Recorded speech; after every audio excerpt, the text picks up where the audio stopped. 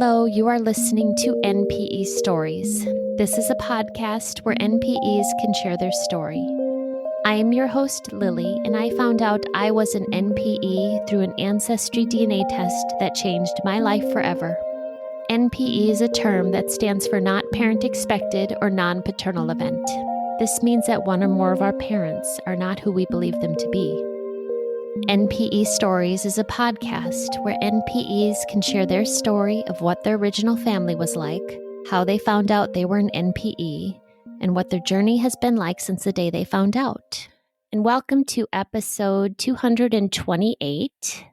I just saw that announcements are happening for the Untangling Our Roots Summit. If you are listening at the end of 2025 or early 2026, there is a conference coming up you might be interested in. I will be going. It is held in Atlanta, Georgia. It is March 19th through the 22nd. And they have early bird tickets on sale right now. Oh, look, the first 100 tickets are discounted. This is a conference I have gone to twice in the past. I've spoken at. I will be as well this year. On the Friday, I believe I'll be speaking with Richard Wenzel. He proposed a topic, the hidden health care costs of misattributed parentage. So I'll be sitting in on that panel with him, helping him. This is a conference for NPEs, anyone that has experienced misattributed parentage, and we combine it with the adoptee community and the donor-conceived community as well, because we have found there's no reason to reinvent the wheel. We are all struggling or dealing with the same issues, and we get lots of great ideas and have wonderful discussions. So feel free to look into that, untanglingourroots.org. And today we're going to get into an NPE story. Today I have on Amy W. Hi, Amy. Hi. Hi, how are you doing today? I'm good. Thank you. Yeah, thank you for doing this. Morning time for you. You're on the West Coast. Yes. Yeah, so I'm in Minnesota. Are you in California? No, I'm in Washington State. Oh, that's right, Washington State. Well, thank you for setting time aside to share your story. Of course. I'm happy to be here. So let's go ahead and get into your story. Amy, you'll have to forgive me. I didn't look fully at your background because I wanted to just come in kind of fresh to listen to you today. So tell me about your family of origin, your raising family, and what that was like. So I was born in 1975. I have two parents that were married, my mom and dad. I was the youngest of six siblings. I had an older brother that was 2 years older than me, and then there was an age gap of about 12 to 14 years. And then there was a whole nother set of siblings that were 14 years older and on up. So there's a sister that is like 18 years older than me, or 20 years older than me, then one that is 18, a sister that was 18 years older than me, a brother that was 16 years older than me, and then another sister that was 14 years older than me. I'm not going to use their names because it's a touchy subject, of course. Mm-hmm. So that's what I was born to. I was born in Wisconsin, actually. We moved around a bit, lived there a couple years, then moved to New Jersey, and then we finally moved to Washington State in 1980. My parents were older when I was born, about 44, 45. So I was the youngest of that. All my older siblings, except for my brother, that was only 2 years older than me, did not live with us anymore. They were all gone by the time we moved to Washington, all spread out over the United States. I had a pretty nice childhood. My parents were older, so that came with kind of different connotations. Most of my friends, their moms were like 20s, 30s when I was younger, and mine were 40s and 50s. I didn't really notice any difference because I had a wonderful relationship with my mother. She was an amazing lady. She died in 2005. And my dad, I had a more complicated relationship with, as he was gone a lot for work. I mean, like for months and months at a time. So he was kind of unavailable to me that way. I'll get into that more later, but I had a nice childhood. I was given, kind of spoiled, honestly, Mm-hmm. and it was pretty typical. I went to school. I got, good grades. My family came over for holidays and such, and everything was normal for me. I had a good childhood. I cannot complain about it. I really enjoyed it, honestly. Mm. Just out of curiosity, what line of work was your dad in that he was gone for long periods? He's an engineer. Was an engineer.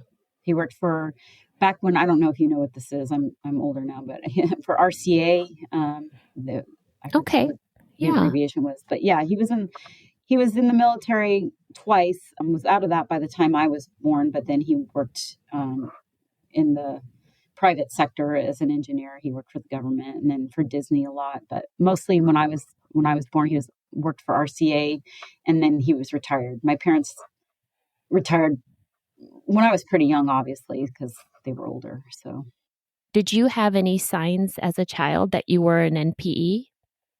when I was a child, and I wouldn't have. No, I had no idea. Absolutely not. Looking back, yes, but no, I Okay. had no idea. I didn't. It was kept very well under wraps that I was an NPE. I had no idea. It was not on my radar at all. And you said you had this larger age gap with your siblings. Were you the only younger one, or was there another sibling or two with you in that younger range? There was one sibling, my brother. He's 2 years older than me. So Okay. I'm 50 and he's 52. Okay. So yes, just one. Wow, what a big age gap there. Yes. So, how did you find out you were an NPE? So unlike a lot of the people in our group, our NPE things, I did not find out through an ancestry kit. I found out because this is a complicated story, so I'm just going to start. I have, like I told you, 4 older siblings.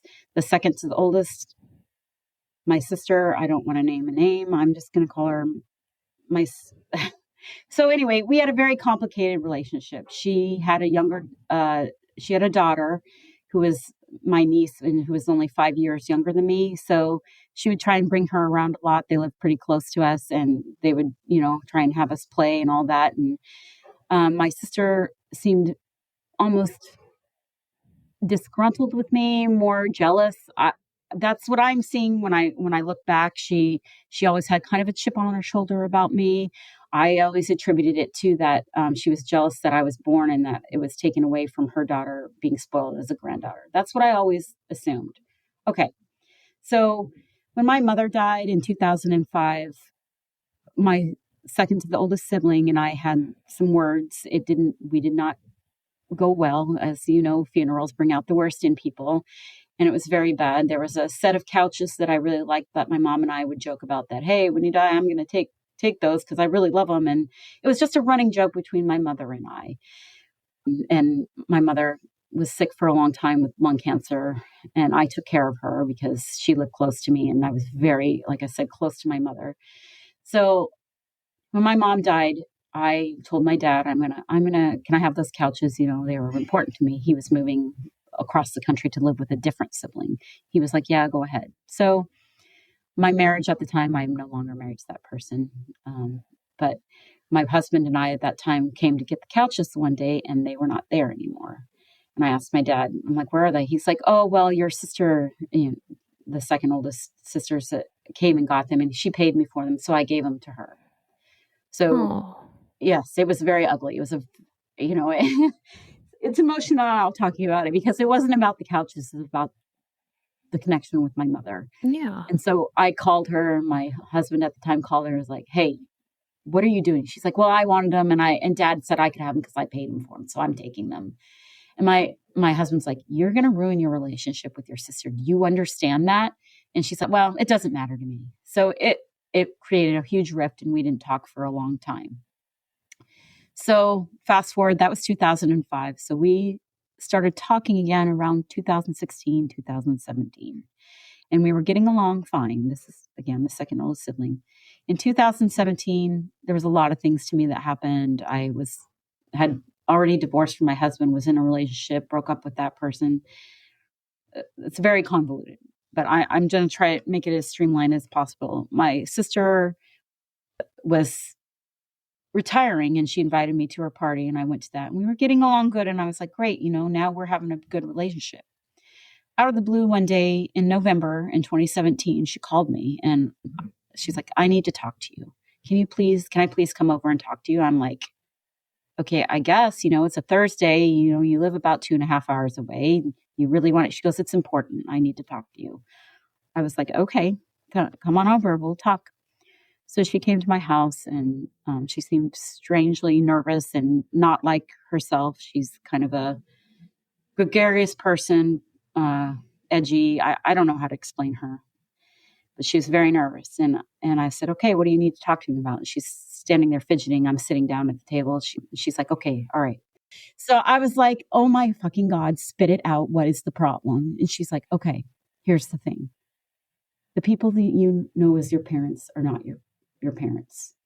They are your biological grandparents, and I am your biological mother. I am 42. And I looked at her, and my mouth was open, and I stood up involuntarily. I remember this specifically from the chair, and I pushed my chair back and it fell down. And I was like, I'm like, is this a joke? Because it's not funny. I said, this is not, I'm like, what are you doing? And she's like, no, it's not a joke. And from her purse, she pulled out a birth certificate, and it had her name on it as my parent. And I was like, I lost it. I mean, I'm crying hysterically. I'm like, what the hell are you talking about? I'm like, this isn't possible. And she goes, no, it's possible. She goes, I got pregnant my senior year in high school when I was 18, and I had you. And I said, I'm like, what the hell? I'm like, who knew? I'm like, Mom knew about this? She goes, well, of course she knew about this. She said she was going to take you. She said that I was too young and that she was going to raise you as her own. What happened was my sister hid her pregnancy. My sister mother is what I call her.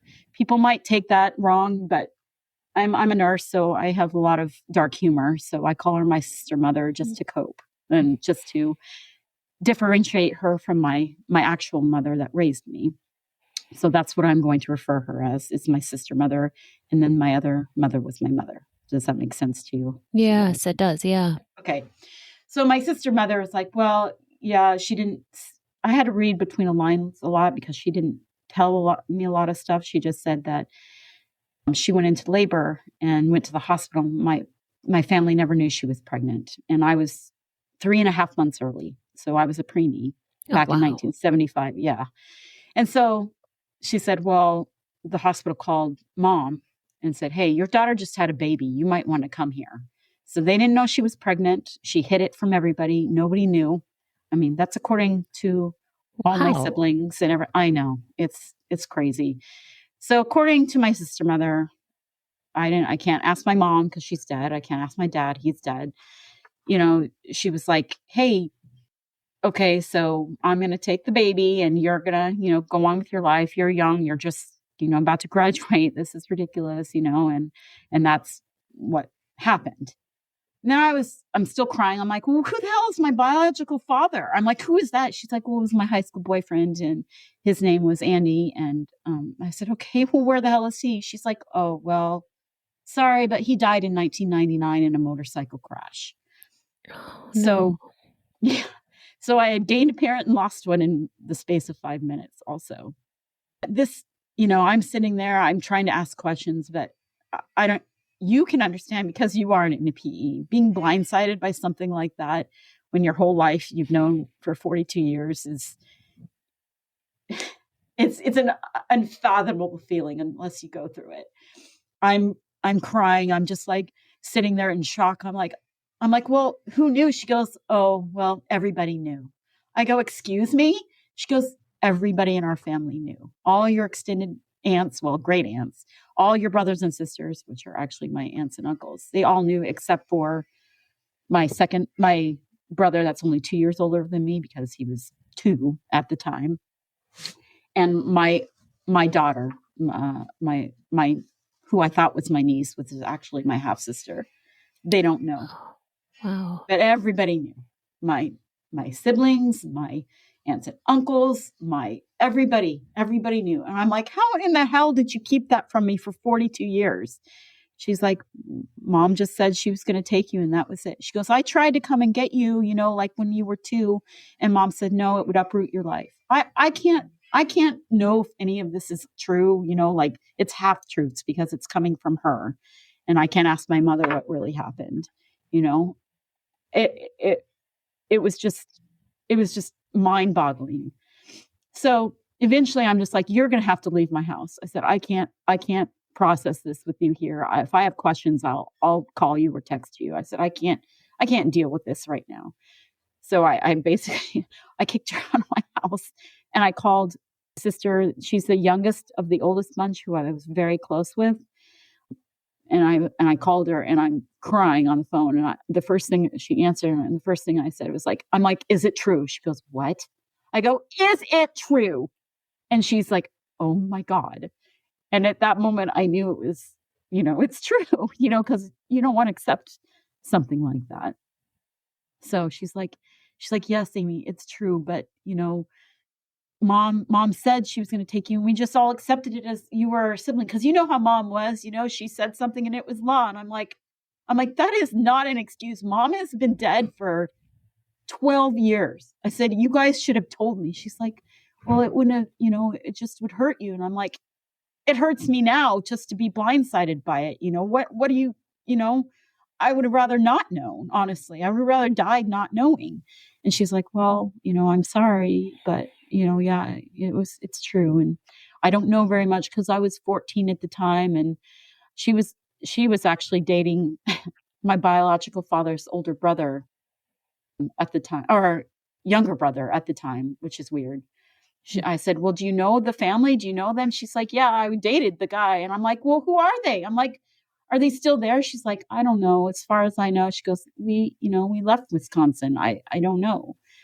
And I'm like, well, my oldest sibling still lives there. I'll reach out to her when I'm ready. So I ended that call because there's not much to say really after you find out. It's shock and awe and horror and whatever other emotion you want to put with it. It's just terrible. It's a terrible feeling. You know what it's like. I mean, yeah, I'm sitting here shocked, listening and nodding along with you. Yes, yeah. God. Oh, how unbelievable.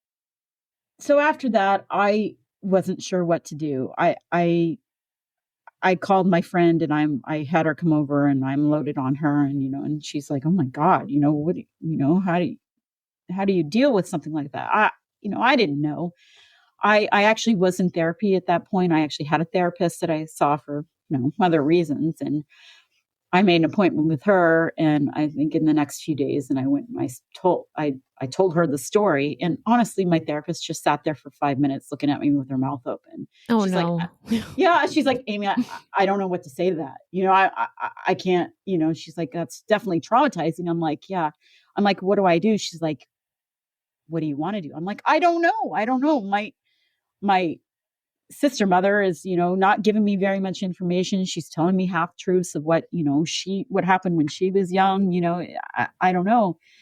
And she's like, well, she goes, whatever you want to do is the right decision. And so what happened after that, I, on Facebook sent a message to all of my siblings, quote unquote, and was like, guess what? The secret's out. I know. So what you all are going to do right now is help me find my other half, my biological father's family, because I need to know who they are and where I came from and all that stuff. And I think my siblings were a little bit shocked and horrified, and they were like, okay, my oldest sibling, like I said, still lived in Wisconsin. She's like, I think I know who they are. And she sent me links on their Facebook pages. And I was like, oh my God, there's these people I've never known and who I don't know if they know about me, the brother and his wife. Sorry, I have to collect myself. Yeah. And my brother and his wife, and then the mother of my biological father were all on Facebook. She sent me links. And so I sat on that for a long time because I didn't know what to do. I didn't know how you dealt with that situation. At that time, I didn't know about the NPE Facebook group. I hadn't, you don't know how to deal with a situation. You don't know it's there until you have to know it's there. So basically after that, I tried to talk to my sister mother several times, and it didn't go well. She's not a nice person. I'm just going to say that we never got along. When I included her daughter in that Facebook message, she was very angry at me. She goes, "Well, I haven't even told her yet." I'm like, "I don't care. It's my story to tell. I'm the one that's the victim." And she and I had words, and she's like, "You're not a victim. I'm the victim." And I'm sitting there. I'm like, I can't fathom what she's telling me right now. I said, "Okay, well, I don't really want to talk to you right now because this is all traumatizing and I need to process it." And so I didn't talk to my sister mother actually, I still don't, if you want me to be honest. Yeah. I don't speak with her. She doesn't give me answers. She wrote me a really long letter once, and it was just saying why I should be fine and I shouldn't be traumatized and I should this and I should that and I should blah blah blah. And it was a terrible letter, and it made me feel terrible. And so for my self-preservation, I do not speak to her anymore. And honestly, people won't understand this. I don't talk to any of my siblings at all, ever, because I don't like how they handled it. I don't like that they enabled my sister mother. They still do, about how she speaks to me. They don't say anything. They don't say, "Hey, you probably need to, not talk to her like that. She is your actual biological child." Nobody says that. Nobody did that. So even if they don't say it themselves, and they're kind of guilty by association, some people won't understand that. I might get, hate for that, but it's my story. It's my life. If I don't, talking with them doesn't make me feel good, and it doesn't benefit me, then it's my choice. So I don't know if you understand that, I do, Amy. I completely get estrangement from family members and for health reasons. And yes, the flying monkeys of the family. Absolutely. No, I completely get it. I completely, especially in your situation, because they all knew and kept that secret. 100. And how she's treating you afterwards. Awful. Right. It's so much betrayal. My whole life is one giant lie. And everybody's like, "Do you ever get the saying, you're still the same person?" Have you ever had people tell you that? Yes, all the time. You know what that feels like. Yeah. You are 100% not the same person. My personality might still be the same, but everything that I knew growing up until I was 42 is a lie. 100% a lie. I also have this thing where you don't really think about it until it comes up. Sometimes now that's how I am. Back then, it's all I thought about. But did you go to the doctor after you found out? And what did you say? Oh, you have to give the new update the medical history? Right. Oh, it's awful. Isn't it awful? Triggering, and you're sitting there crying in your doctor's office and you're like, "I'm sorry. I'm so sorry. But this is, all, I lied to you." And they're just looking at you like, "Okay." I'm just like, oh God, trauma all over again. Just everything is just, there are small things in the day that just remind you, people you just meet. "Oh, who's your family? What's your family like?" And you're like, "Well, what do I tell them? Do I tell them I have 5 siblings, or do I tell them, do you know what I'm talking about?" Everything has to be rethought through a new perspective, through a new scope. It's mind blowing, all those little traumas that show up afterwards. Yep. Yes. I mean, it's betrayal. I feel disposable. It's terrible, terrible emotions. And like you said, if you're not one, you don't know what it is. Most people don't know what to say, and they mostly are mean well when you tell them your story, if you decide to tell them their story. But then they say those things like, "Well, you're still the same person," or, "What really changed?" And you're like, "Okay, well, you have it happen to you, and then you can come back and talk to me. And Mm-hmm. and I've learned now just to be like, yeah, okay, that's just what they're going to say because they don't understand. But back then, when I was newly found out, everything was terrible. Like I was terrible. At first, I sat here and I was surprised with how your sister mother was to you growing up and afterwards. Though I mean, her behavior, the way she Mhm. treated you, because in my mind, I was like, but you're her baby, you're her daughter. She would have so much love and compassion for you. And then I thought about it more and I was like, oh, wait, my biological father treated me really coldly. So I understand why that Yeah. it's possible for your sister mother to treat you this way. I don't agree with it. It's not right, but I see this sometimes with the biological parent acting this way. I'm so sorry. Yes, thank you. Hey, I'm glad that you understand. It always is cathartic to talk to another NP because you nod your head and are like, I understand, I get that, I feel that in the core of my being, how it is. My father, my biological grandparent, that was married to my mom. He was also distant, and it had somewhat, I thought, to do with his travel, but now I see probably honestly what probably happened, and I'll never know. I'll never know because they're all dead except for my sister mother who won't tell me the actual truth. Is that my mom wanted to do this and my dad was probably like, I don't want another kid. There's already 5 of them, we have to raise, you know what I'm saying? I can Wow, see yeah. that I can see that happening. And that raised a whole nother host of issues. It's like nobody wanted me. The only person that wanted me was my mom. My sister mother didn't want me, she hid me. She was in shame. She didn't really want to deal with it. She didn't want to face what was happening. My biological dad, I don't know. I can't ask him, I can't ask the grandma, the mom of him. She's dead now too. She died pretty much shortly after I found out that I was an NPE before I could speak with her. Yeah, there's nobody really to ask. There's some more layers onto this, which always happens that we can talk about. I was just sitting there thinking about what you said about being unwanted, and I'm that really has to hit hard. I've heard people say before at a foster care conference I was at years ago, there's one of the greatest traumas in life is being an unwanted child. And I will we've already touched on that and that pain, but I just want to acknowledge that because that's a huge pain to look back on that and think of the people in your life when you were being born. And it's just really sad. I'm just really Yeah. sad. Yes. I did have questions about then your search for finding out more about your biological father and his family. What did you find out and where did that lead you?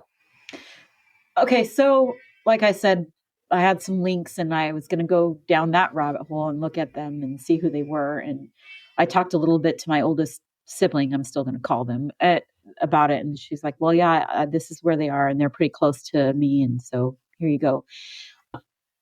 I had a, I had a boyfriend at the time and told him the story. And he actually was the one who reached out to the people first and being like, hey, I think my girlfriend is your long lost family. And they came back and were like, oh my God, I think so. And so it was my aunt, my biological father's brother's wife. Okay, that's really complicated. So my aunt, my uncle's wife. Yep. Okay. All right. So she sent me a message on Facebook and said, hello, I believe I am your aunt. I believe you were born to Andy, and I believe you were his biological daughter. We have been looking for you for for your whole life. We didn't know where you went. We had been told half truths. We didn't know. We thought you had been adopted out. We didn't know that you had stayed with your biological mother's family. If you would like to, can you please contact us? So that's sorry. That's really, really emotional. Somebody, you didn't know, thinking of you, looking for you for your whole life.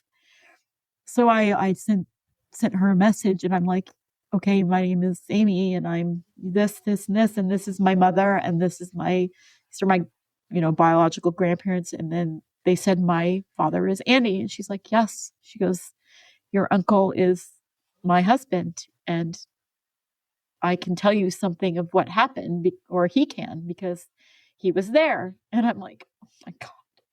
So, so also there was, I'm sorry, I'm going to backtrack. Also, there was a woman who was married to my biological father until he died.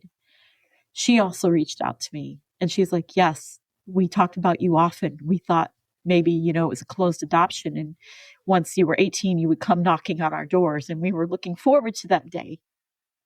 And wow. yeah.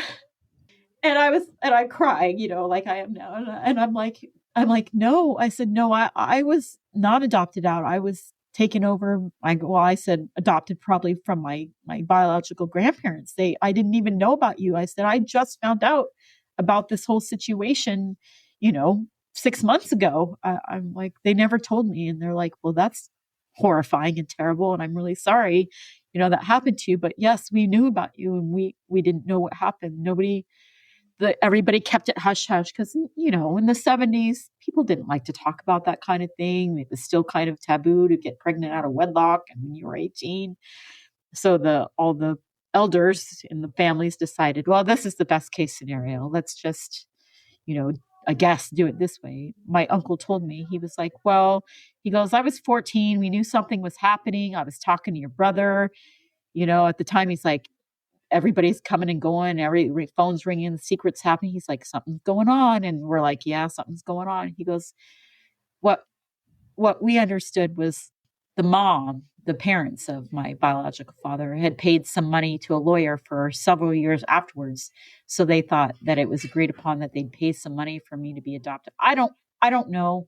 They don't really know. They just know that this stuff had happened.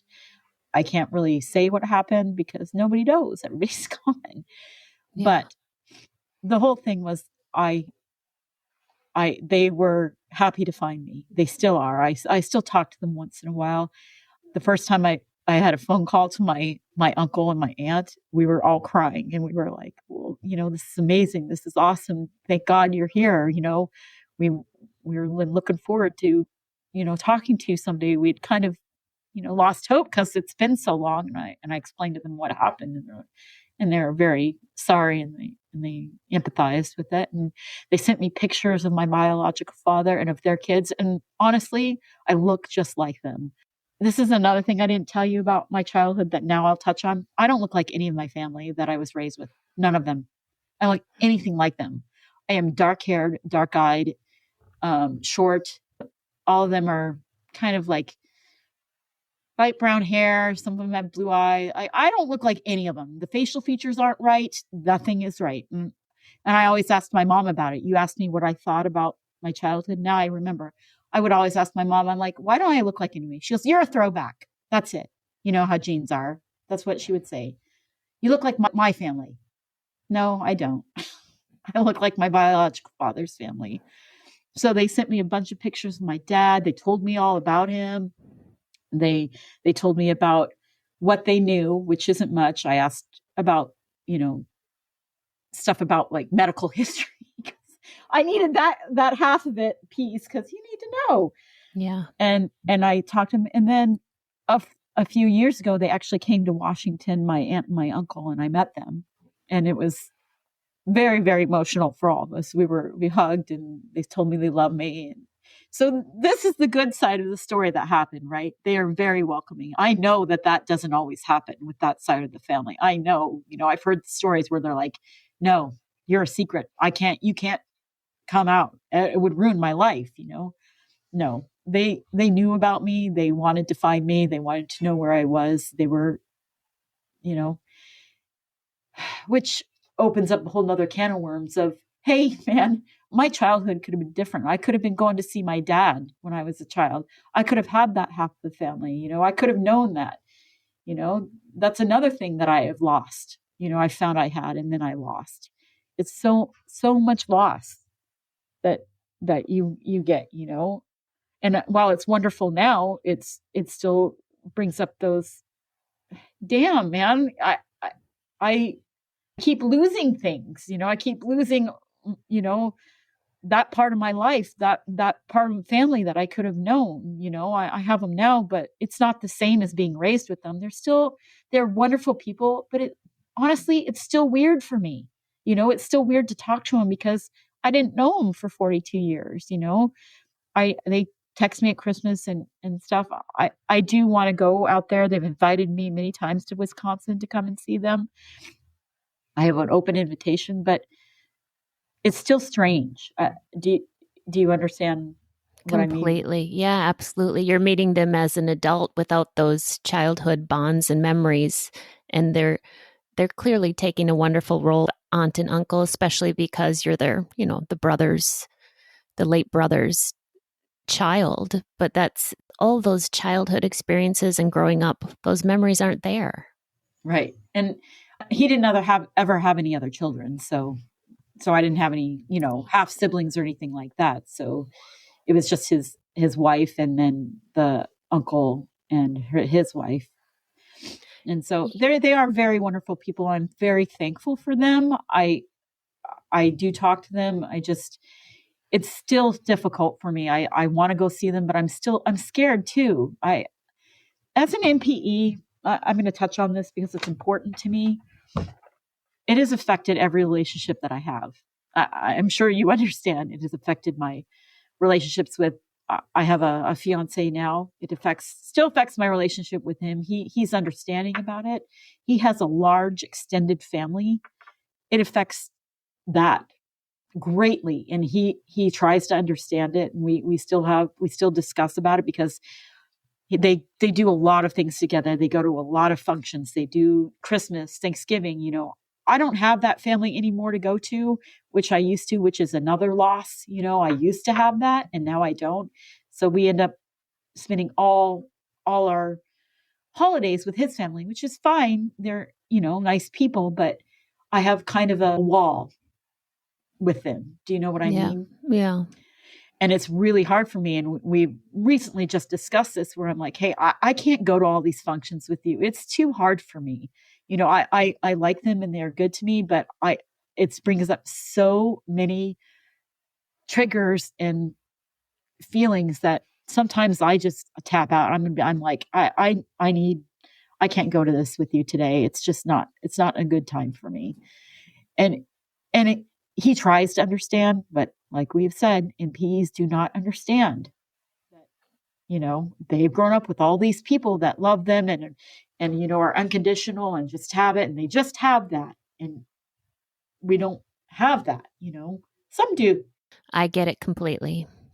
And yeah, so it affects all the relationships around me. I as soon as I found out, my kids were young then, like 12 and 14, I believe. I told them right away because I don't want lies like like what I had. I wanted them to know, and they were horrified. They were like, "So, our aunt is really our grandma?" I'm like, "Yeah, that's how it is." And they're like, well, "What do we do with that?" I said, "Whatever you want." I said, "That's your thing. You can talk to her. You cannot." I explained to them, I'm not talking to her because for my own reasons. But if you want to, that is your, you can do that. That's your right. That is your biological grandparent. You want to have a relationship with her. I will encourage it and I will support you. I just will not be involved in it. So back then, after I got that letter, I showed it to the kids because I wanted them to have a full picture of what was going on. My daughter, she's 20 now, or will be 20. And back then she was like, "Mom, she's crazy." I'm like, "Okay, I I didn't want to, I'm like, okay, I respect your feeling about that. And if that's how you feel, I'm like, do you want to talk to her?" She's like, "No, I don't." She goes, "This is terrible. How she's treating you is not right." I said, "Okay." I said, "That's your right." I said, "If any time in the future you want to, though, you can, that's your right." She's like, "Okay, well, maybe when I'm older." And she still hasn't, but I didn't discourage my kids from doing it because that is their choice. It's their choice to decide who they want a relationship and to try if they want to. And she hasn't tried to talk to them either, I will just say, in all these years. So, do you think then, were you legally adopted? Did you have a second birth certificate? that is so funny that you brought that up because that was something I need to tell you about. So I don't know. I thought I was adopted because here's the thing. This is the whole reason that my sister mother told me is because I called my sister in Wisconsin and I was like, hey, I've lost my birth certificate. Can you get me a new one? At that time, I guess I didn't realize you could order it off the internet, but I said, she's like, okay. I guess after that phone call, she called my sister mother. I was like, oh my God, Amy's trying to find her birth certificate. What are you going to do? So my sister mother panicked and came to tell me. That's why. So here's the thing. The birth certificate my mom had given me had my grandparents' name on it, had my mom and dad's name on it. They were my parents and then I was their daughter. And I remember this specifically now. When I moved out of the house, I was 19 and I moved down to Dallas to be a flight attendant. Just odd story. And she gave it to me. She goes, don't lose this. I'm like, okay, Mom, I got it. It's birth certificate. Fine. Guess what? I lost it, after they were dead. And so I'm like, oh, I need a passport again. Mine expired. I have to go. And so that's why I was looking for it. So I decided, well, I better order one and see what it says, because at this time I kind of had some inkling that something wasn't right. So I ordered, this is like 3 years ago now. It took me that long, ordered it off the internet from Wisconsin. Well, the day came that it came in the mail and I'm sitting there with my fiance and I'm like, I'm going to need you to sit here with me while I open this because I don't know what it says. So I pulled it out and I opened the birth certificate. And sure enough, it has my sister mother's name on it. They never legally adopted me. They forged that birth certificate. Yeah. So that's still your original birth certificate with your sister mother's name. Yep. What is in the father's name? Nothing. Oh. She never named the father. Yeah. Unbelievable. You would have found out. Yeah. Oh, yeah. Oh, God. I mean, this is already traumatic enough. Oh.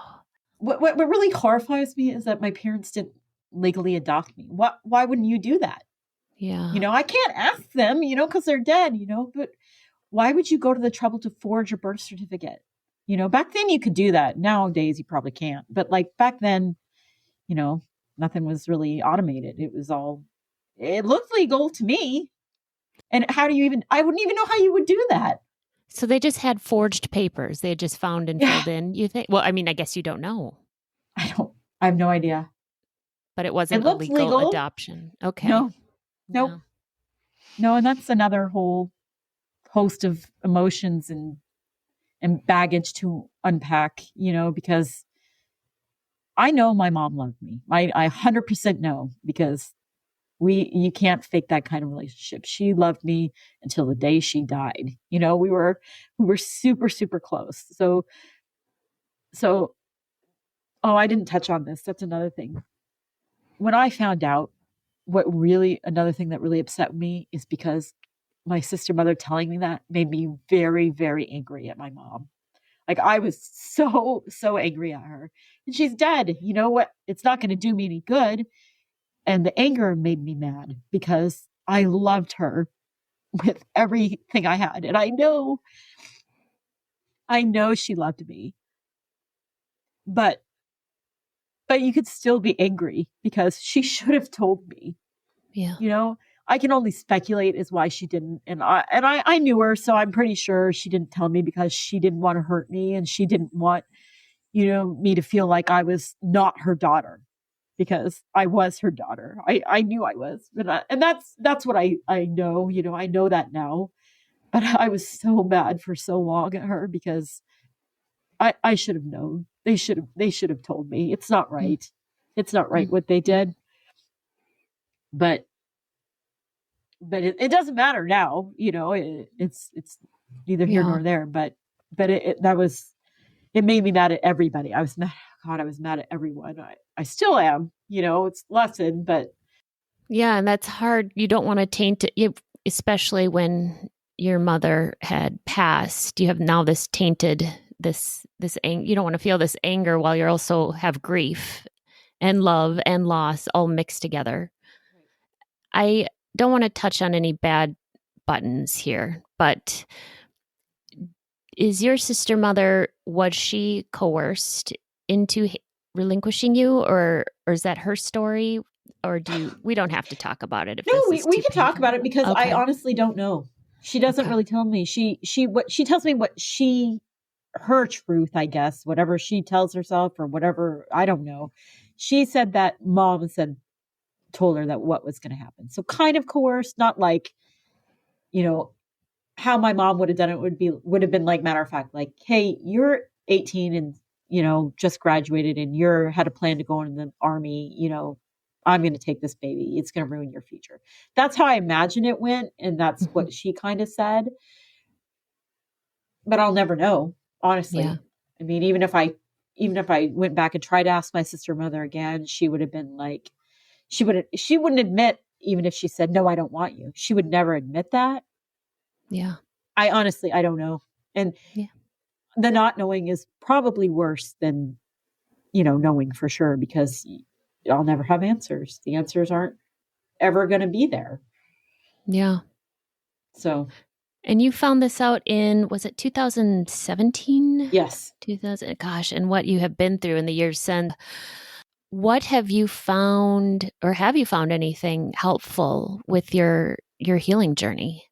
Well, the biological father's family, that was wonderful. You know, we talked about how it's kind of weird, but they still are wonderful people, and I love them, you know, because they are my family.